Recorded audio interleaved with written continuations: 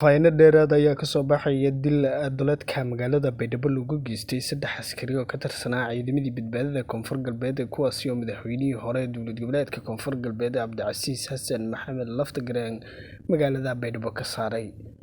Ciidamadan ayaa la sheegay in ay markaas ay u socdeen gudaha magaalada Baydhabo kuwaas oo markaas la kulmay dil ay markaas ilaa haatan si rasmi ah loo xaqiijin cidda ka dambeysay.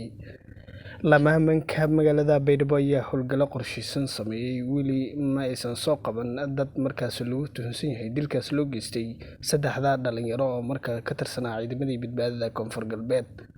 Si kastaba ha ahaatee magaalada Baydhabo waxaa kasoo cusboonaatay xiisad siyaasadeed taasi oo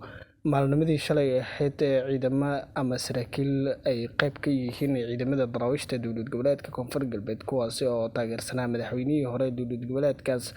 ay markaas magaalada Baydhabo isaga baxeen iyagoona sheegay in dowladda federaalka Soomaaliya qorshaha ay ku wado magaalada Baydhabo aysan suurtagelaynin.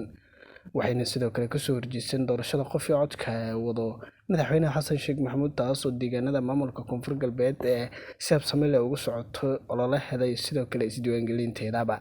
Si kastaba ha ahaatee xiisadan adag ayaana ilaa haatan aanan war rasmi ah ka soo saarin maamulka Koonfur Galbeed iyo dowladda federaalka Soomaaliya marka laga reebo hanjabaad uu soo saaray wasiirka wasaaradda amniga gudaha dowlad goboleedka Koonfur Galbeed Maxamed Xuseen John. Si kastaba ha ahaatee Koonfur Galbeed ayaa wajahaysa xiisad siyaasadeed taasi oo u dhaxaysa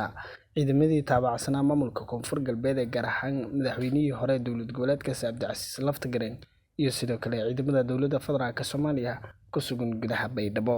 mala dhibaatoonaysaa xanuunada kelyaha kaadmareenka ama taranka ragga sida dhagxaanta kelyaha gala qanjirka borosteedka u weynaada ama hamiirada gogosha iyo xanuunada la xiriira taranka ragga